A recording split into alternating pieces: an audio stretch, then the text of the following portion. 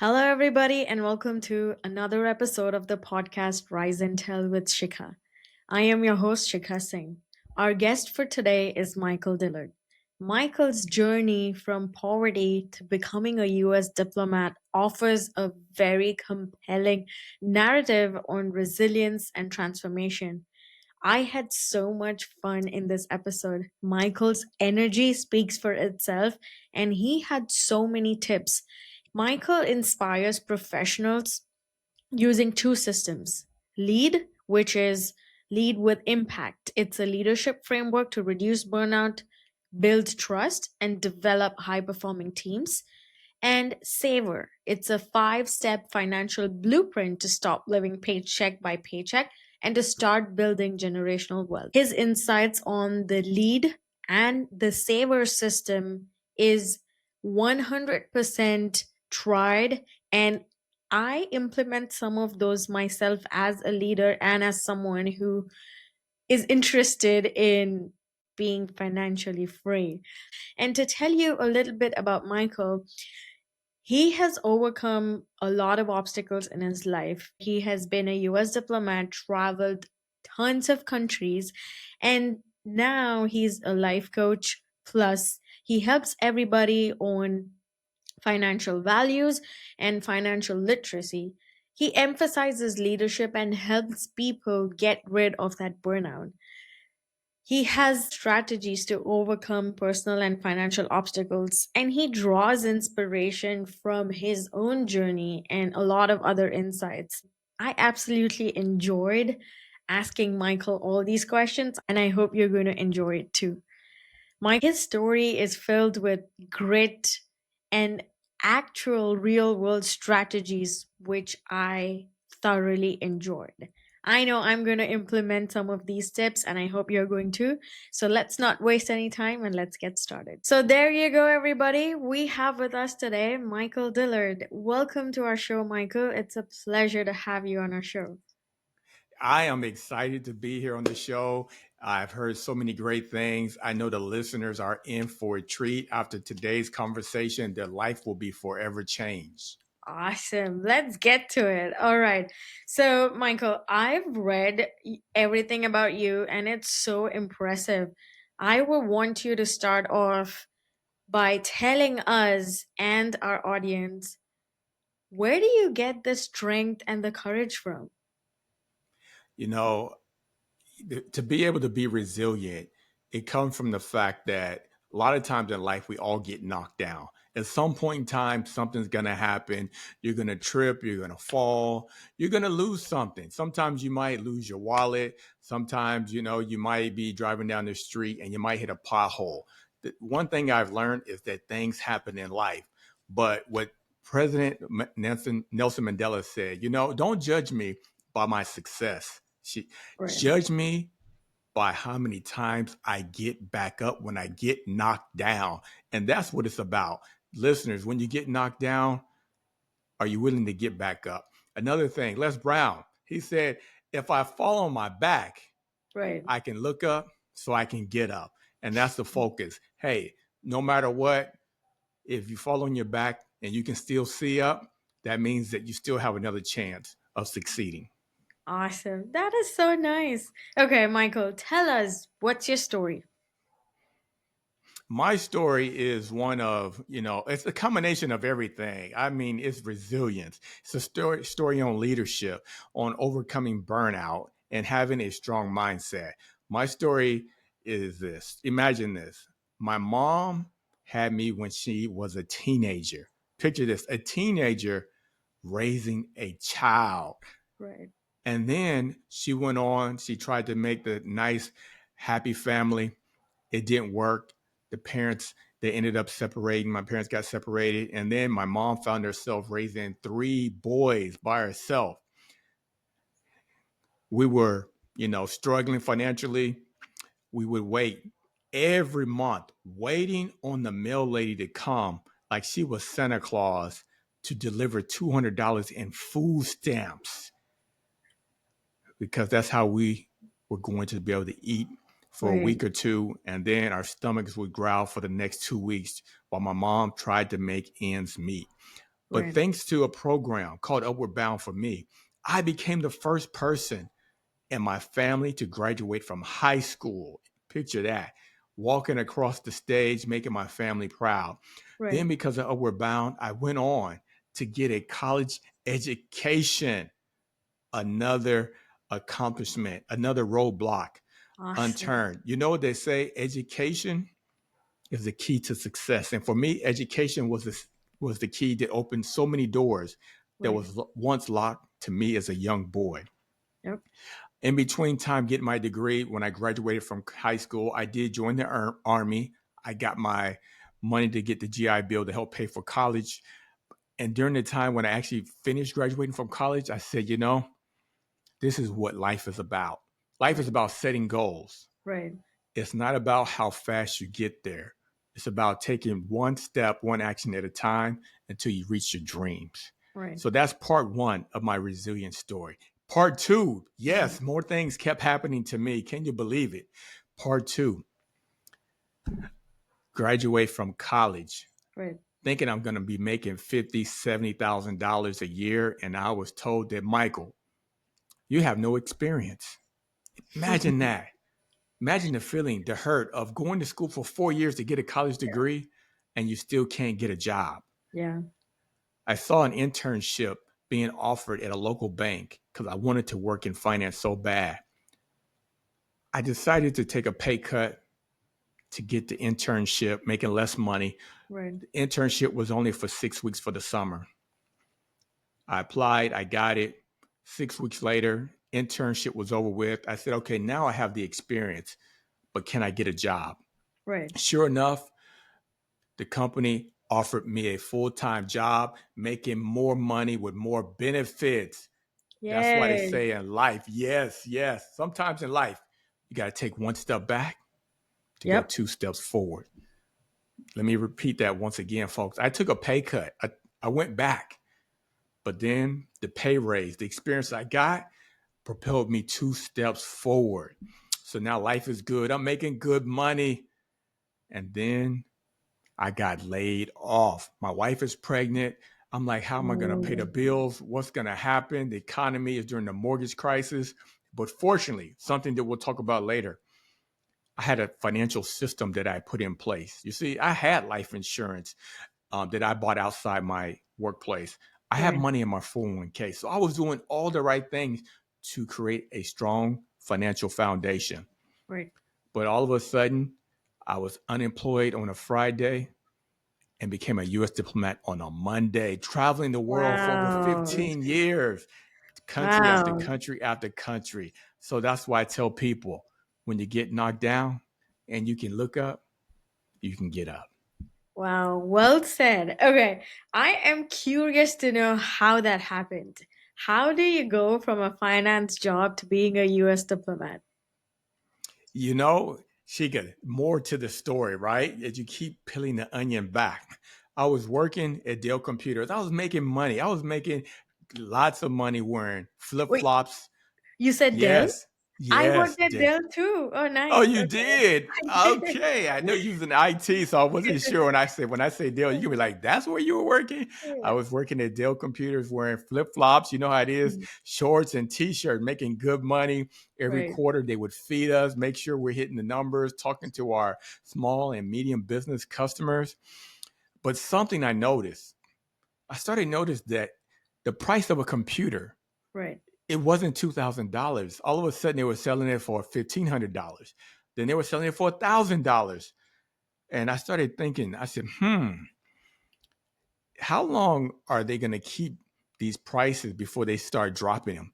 Right. It was at that time where the personal development book hit me. Here's what it said. It said, Michael, you got to go back and get your master's in accounting so that you can work at Dell's biggest headquarters. You got to go work at the big headquarters in Texas working for Dell. I was like, I'm good. I'm good. I'm making good money. It was like, okay, do you still use VHS tapes to watch movies? Mhm. Nah, that's old. Okay, do you listen to cassette tapes when you're driving down the street? Yeah. No, I listen to CDs. Now Right. I'm telling on myself, right? Because people are like CDs, like, what is that? You're right. I Thank know. you. Technology changes all the time. Yeah. So it was at that point in time, I said, okay, it's time for me to go and get my master's in accounting. See, I had an MBA in personal finance, but I wanted to work in the corporate headquarters, Right. crunching Right. all the numbers at the big office. I get my college degree, my master's, and I started applying for jobs at the moment. Of course, right after I got laid off from Dell, Right. and I was applying for job after job after job after job. Month one, no job. Month two, no job. Month three, no job. Sheekha, can you imagine? So I had Damn. a job offer to go interview to be an assistant store manager in the mall. My wife is pregnant and she like, nah, don't take that job. I like, Right. we need more money. The money in the bank account from savings is nice, but it's starting to go down. I Right. said, nah, something else is better. Something else is greater is coming for you. So I go to that interview and now picture this, y'all. Picture this. While I'm in there interviewing for the job, my wife is walking around pregnant with her stomach showing, praying, I don't get the job. Right. What type of spouse does that? Huh? Who Yeah. does Yeah. that? I aced the interview. I'm excited. Next morning, I wake up, I check my emails, and I see this job offer. It says job interview to go to Washington to DC to Right. interview to be a financial controller. It said you need to have a top secret security clearance and you have to pass a medical background check. I'm like, what type of job is this? What is this? So I searched United States Agency for International Development, financial controller. And as I read the descriptions, it says that you will travel around the world as a U.S. Mm. diplomat representing Ooh. the U.S. taxpayers. Sheikha, I Wow. accidentally applied to become a U.S. diplomat and didn't know it until I got the job interview because I was applying for any and every job. When you're unemployed after 2, 3 months, you just start firing off those job Yeah. applications. Yeah. Wow. But that's awesome, though. That is so cool. Wow. But I am glad your wife is praying that you wouldn't get that job because I think, everything happens for a reason. And here you are Yes. talking about that wonderful time. I mean, not time, but wonderful story. That's so nice. Okay. I am interested, Michael, to know how did you come up with the saver system and the lead system? And if you were to, I will let you explain that, but after that, I have a follow up question on young leaders. So, yeah, I'll let Okay. you answer that. What I noticed after coaching people for, over 20 years is a pattern started to show up. A Right. lot of times we have leaders who are burnt out, they're they're tired, they run into some basic leadership problems that I've seen that are easy to fix, but they're struggling. And the Yeah. reason why they're struggling is that, yeah, the leadership training that they took, it was for a week. Yeah. 2 months later, they're dealing with a real situation and Correct. they forgot their leadership training that they took 2 months ago. And the reason why is that they need a system that's easy to implement. And so I came up with the LEAD system. L stands for listen, Hmm. E stands for empower, A stands for adapt, and D stands for develop. So you want to lead with impact. A short version is this: there's two managers. Right. It's Friday. You're going out on a vacation trip with your family for the weekend. And one supervisor says, "Oh, okay, you're going out with your for the weekend with the family, okay." And then the other supervisor hears the same conversation that you're going out for, vacation. Okay, you come back in the office, and one supervisor says, "Oh, we got this deadline. I need you to finish this report. We need to go ahead and send it out, Sheikha." So it's like, "Oh, okay, all right." You hurry up. You're like, "Man, I just got back. Okay, let me hurry up and knock it out." But imagine that you had a supervisor by the name of Michael Dillard, right? He says, Sheikha, how was your vacation? How was your trip? How Yeah. was time with your family? What did y'all do? Oh, okay. I come back. Sheikha, we have this important deadline. There's a report that's due. Do you mind taking time to set aside and make this an urgent and priority task for today and go ahead and Right. knock it out? Which supervisor or leader do you relate to more? The second one, for sure. Definitely. Listening. You see, it's simple, right? But listen, empower. A lot of times supervisors are upset because they give their employee a task and then they're upset because the employee can't finish it. But here's what they fail to do. Take a look and do an inventory of all your employees, right? Imagine Right. this grid. Okay, in the corner here is 0. Right. Go up here to 10. 10 is motivation. So start at 0 and go up here to 10 to motivation. Down here at 0, you go out here to 10 as far as knowledge, corporate culture, understanding. Okay.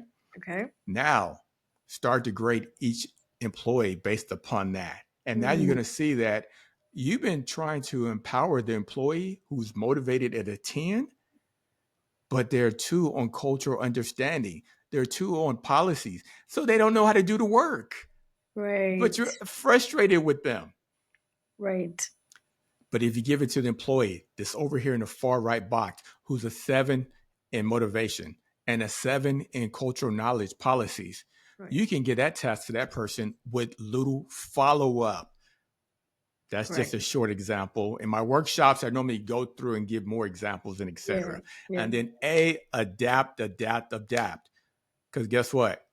We're not listening to music on cassette tapes no more, right? We're not doing it, right? We're True. not. True. Yeah. So you got to change your leadership style, your expectations as well, Yeah. and the way you do the work. Leaders, you have to adapt. No more sitting behind the typewriter on a piece of paper typing and pecking. Those days are gone. You got to adapt. No, you got to adjust. Yep. AI, D, especially in the world of AI AI. especially, right? Yep, yep, exactly. And when I know I'll continue after you finish the D. I'll let Wait. you. I'm Okay. excited. D is develop your employees. You know why, Sheikha? The employees are a company's most prized asset. Because Yeah, yes, AI is coming, but you still need a human's touch, right? You still need correct. that human touch. And the way you can measure a leader is how many leaders did they develop? Correct. That's the lead with impact framework. So I'll pause before I talk about the financial issues that high performing leaders face and why I developed the Saver system. Got it. Okay. Yeah, I just wanted to add another comment there. With the first example that you gave, that is so relevant even in today's world. So I work in a 100% remote setup. So our company is completely digital and there's no office, there's no building, but we work with clients and everything is 100% remote. And even then, like I've noticed, all day you're just talking to people, looking at their small, the screens and their videos, and it's still lonely, even though your video is on, audio is on, whatever, your meetings and calls and huddles and meetups, it's still lonely. And I see our team's faces light up when I ask people about their vacation. We have a person on a team, and this engineer, he goes every year on a trip to Europe and he does like 100 kilometers of just cycling, and it's a race. Wow. Yeah. And there's so many others who have such fun hobbies and go on great trips. And it's like, one, you have to try to make them talk. Like, don't Yes. just, it's so easy to ignore it and be like, okay, we only have 30 minutes, let's talk work or let's talk business. But if you take that one thing, like, okay, this person is going to be out next week, are you doing anything fun? Or is there a fun trip coming up? Or if they, like you said, when they came back from vacation, how was it? What did you do? Can you share pictures? So I think it's so relevant even today where everything's virtual. Just like, I would have loved to meet you in person and have this interview in person, but here we are virtual.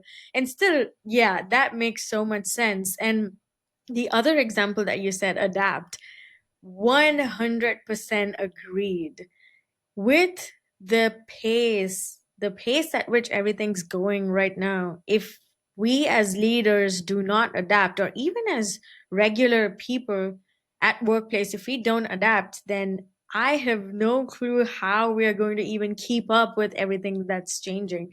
And it's so, like, I get the era.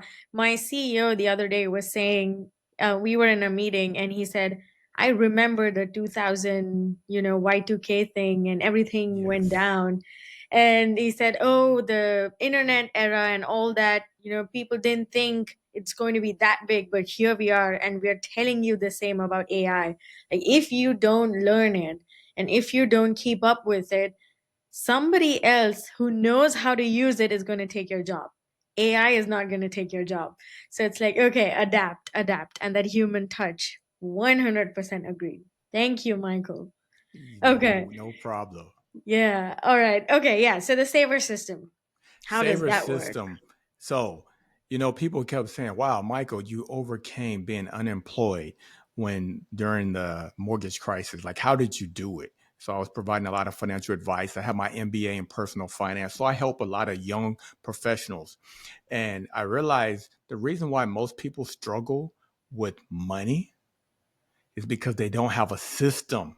You see, Right. it's not about how much money you make, because the Right. more you make, the more you make, the more you make, guess what starts to happen? You start to spend money Right. more and more. You're like, but where's my money at? Here's what people need to do. Saver. S, secure your income with life insurance. You need life insurance is the foundation. You got life insurance for your car. Yep. You got car insurance for your car. See, I was just seeing if you paid attention. You got car insurance for your car. You got insurance for your home. You got medical insurance. And some of y'all listening and watching, y'all got insurance on your phone. Yes, Yep. you do. But do you have insurance on your income? Because if something happens to you and you're making $80,000 a year or $50,000 a year and you're married with children, how long can your family afford to last without your income? Right. But if imagine this, something happens, you leave them with $1 million policy, they can survive and thrive for the next 15 to 20 years. Your children can go to college, not having to worry about the pain and suffering and how they're going to afford it. Maybe they'll even start a business in your name. And Right. that's why S is the first step. A, align your savings, right? Align your investments. People have money in their 401k, but they don't know what they're invested in. I say, hey, what are you invested in? Oh, money in my 401k. But what are you buying? I don't know. My employer's handling. And I tell people, so your employer really wants you to retire tomorrow, right? Really, really. So some people are investing in financial instruments that's the equivalent of riding a bicycle going 600 miles. And you know how long it's going to take? Yep. Days. While some people get in the airplane to go 600 miles to get to the destination faster. So Right. what am I saying? Bonds have an average annual return of 3%. They Right. take 24 years to double your money. If you put money in the S&P 500 like an index fund that earns you 9%, Right. it takes you on average 8% for your money to double. You see the difference? Right. But a Right. lot of y'all don't know what you're actually invested in. And you're wondering why your neighbor can retire 20 years before you. Let that sink in. V, vanquish high interest debt. Do you know a 24% credit card that if you make the minimum payment on that thing, you can have a child and your child can actually graduate from college? Huh? Because it takes 20 something years to pay it off, making a minimum payment. So pay it off ASAP. E, empower your tax savings. I don't know about you, but if I was going to make a purchase for $10,000 and someone offered me a 10% discount, the opportunity to save $1,000, I would take it. How about you? Absolutely. Yes. Absolutely. So some people are investing in Robinhood and Cash App, buying stocks and everything, which is fine, but you're not getting the tax discounts that comes with it. And when you open up an individual retirement account, then you have a tax savings. The US government will give you a tax discount if you invest and say that you're using an individual retirement account. Now, we don't Right. have enough time to get into it, but I do have something for your listeners at the end. And the last one is R, reiterate financial literacy by teaching your kids about finances. Now, there's a saying, if you feed a child, they can eat for a day. But if you teach a child how to fish, they can eat for a lifetime. Folks, Teach your children financial literacy when they're young. Open up a child savings account when they're young. If they're working, have them open up a Roth IRA, but do your research based upon you talking with your tax professional. This is how I manage my money for myself and for my family. So that's how the saver system works. Wow, this is awesome, Michael. I'm learning a lot. Okay, I agree to that system and I agree to everything that you said. And I would love for you to give me an example. So, you know how you said with that credit card debt, Yes. today, you do not get any credit card which is less than 20% or 22% interest, right? But let's say, and I've seen that happen with people around me, happen to me when I did not earn a lot of money.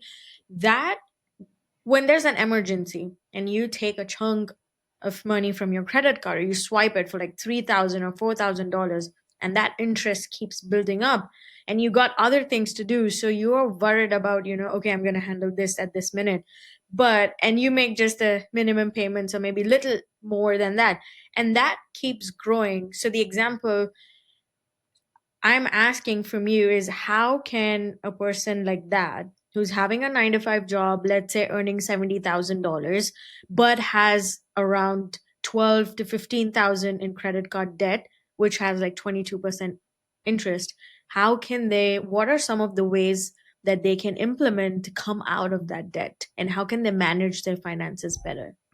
And this is perfect. Actually, I have something for your listeners. When they check the comments, they go to michaeldillard.org, and there's a free financial literacy course that I made available. It's worth $1,400. People have access to it free now, in addition to leadership guides, leadership how to lead with impact course, because I realized a lot of times people are just burnt out. They're tired. They don't know what to do, and they're looking for assistance. They're looking for help. And this weekend, I was just thinking, I said, you know what? I want to help people for the next 30 days. So for the next 30 days, when you're listening to this show, make sure you go to michaeldillard.org. There's an access code that will give you 100% off. So to answer the question, it's in the module. There's a module that talks about how to do this. And what I recommend that I've seen work for a lot of people is you do the debt snowball method. The debt snowball Yeah, method I've works heard of like it. this. You take your smallest bill, it's balanced. So you got $500 credit card, and then you got a $10,000 car, and then you got, say, $20,000 student loan. Well, you start taking your extra money and apply it towards the smallest bill first. Yeah. Now, people say, why not knock out that 22% interest rate on the credit card with the $5,000 balance? Well, you want to start off with the $500 bill first, is because momentum. Psychologically, when you see that you've been able to pay off two of your smallest debts first before you knock out the $10,000 to $5,000 big chunks, Yeah. you'll have momentum. You have energy, because you know what they say: objects in motion stay in Mhm. motion, and that's what Yeah. we want you to do. So you're gonna make sure you take the smallest debt, pay that off first, apply what you were paying towards the small debt and the extra, and apply it to the next debt. And eventually, like a snowball, you can go from extra $200 paying off your bills to an extra $500 paying off your bills. And then in no time, you would have knocked out those high interest credit cards and bills. Awesome. Great advice. And I've read about it and I actually applied it. So that's awesome. I like when people or coaches give ideas and suggestions that actually work. And I Yes. love it when people talk from experience, and you, Michael, looks like you've been there, done that, which is why I appreciate that a lot. So thank you so much, Michael. Thank you. Moving on. Let's talk about leadership for a little bit. So, you, right now, the workforce is maximum of it is millennials, and millennials. There are certain people who are now in leadership position, and Gen Z is now actually starting to get prepped in their early years, getting experience to become leaders. But the other day, I read an article that said they did a survey and they did a study and they found out that Gen Z, there's a lot of people in there that they've seen so much, like the culture, corporate culture, and how things work, that they prefer to be individual contributors and they don't want to take up leadership positions just because they think it's too much. They're okay to take a pay cut and be like, okay, I'm fine what I'm doing right now. I don't want to be a leader. So, what advice would you give to people who want to be in a leadership position but are scared, thinking that they will not be able to handle the pressure? Or what are some of the ideas to avoid burnout? Yeah, that's a good question. And here's what I recommend for them to have a coach. The reason why is that that's what changed my leadership style. I was working in overseas in South Africa. I was a regional controller for Angola, Botswana, Eswatini, Lesotho, Namibia, and South Africa. Wow. As the financial controller, helping over 400 of the staff make sure that they have money to pay for their trips, make sure the $1 million projects were being paid for, and etc. There was a lot of things happening all the time. Right. And I was always working. I was burnt out. And then I had a coach. And once I had a coach, I was able to reset how I was going to interact with other people. As a result, I got my time back. I was able to log off at 5 o'clock, log back in at 8 in the morning. Imagine that. I got my time back. On the weekends, I was able to relax. And it was because I had a coach. And the benefit of having a coach is that they help you to become the best version of yourself and they Yeah. help you to identify opportunities for growth. Mhm. And they also challenge your mindset. So sometimes leaders might say, I don't know if I can do it. Why? Why do you say that? Well, I'm not a good communicator. Well, why do you think that? Who said you're not a good communicator? Because you're having a conversation with me right now. And actually, when you gave the presentation to X, Y, and Z, you did a great job. Now Yeah. the person starts to reflect, yeah, you know what? Maybe the person who said I wasn't a good communicator Yeah. was my cousin who doesn't even have a job, you know? Right, right. I agree 100%. I tell people all the time, don't shy away from giving compliments because you never know how you're helping the other person in front of you. They might be having a bad day, or they might be having, they're going through something where they think 90% of the time people think they're not good at something and they're just going with the flow. But when you compliment someone, like you said, after a presentation or after a good meeting that they facilitated or whatever, it helps and it shows when it boosts their confidence. So yeah, thank you, Michael. Before we end, I want to ask you, is there any advice that you would give to our listeners or viewers in terms of financial literacy, and in terms of saving, or anything, any easy tip that they can do right now to get out of to be to get financial freedom? Oh, perfect. Here's the most important thing. There's this new saying by me, Michael Dillard. It's called this. Here's what it's called. Financial literacy is the new currency, Sheikha. Financial literacy is the new currency. Why? Because he who understands it earns it. You see, a lot of Right. times Einstein said, compound interest is the eighth wonder of the world. And when you change it to money, he who understands money earns money. But the problem is people don't have financial literacy. So they're falling for all these fake tricks. They're thinking that they can take $10,000 and have that money double every 24 hours. It doesn't work. It's like taking a penny and say, hey, let's trade. Give me $10,000 and I'll let you get 100% return once a year. Or give me a penny and you're going to match the penny every day. So today is a Right. penny. Tomorrow, give me another is two. Now it becomes four. People are like, no, I'll take the 10,000 with the 100% return every year versus the penny that keeps doubling every day. And as I can see you shaking your head, you want that penny that doubles every day, right? Right. Exactly, because it's financial literacy. So go to michaeldillard.org. There's a free financial resource. It's 5 simple steps, folks. I made it easy because I understand there's a lot of misinformation. There's a lot of too many do this and do that, buy this, and then you can borrow against this, and then you can do this. What? You can't even repeat it. People are buying financial items that they can't even explain to their 2-year-old. And that's why I made the financial information easy peasy to understand. Wow. Thank you so much, Michael. This has been amazing. I really appreciate you taking out time to be a guest on our show, Michael. And thank you for these amazing tips and suggestions. Now, listeners and viewers, you know where to go. I will also add Michael's links and all the resources that he spoke about in this episode in the description box. So make sure you check that out. And again, Michael, thank you so much for your time and thank you for being on our show. My pleasure. If you're new here, welcome to the podcast. And if you've been with us for quite some time, do not forget to subscribe so that you get to listen and tune into more action packed episodes like this.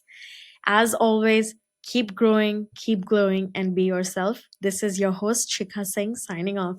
Bye.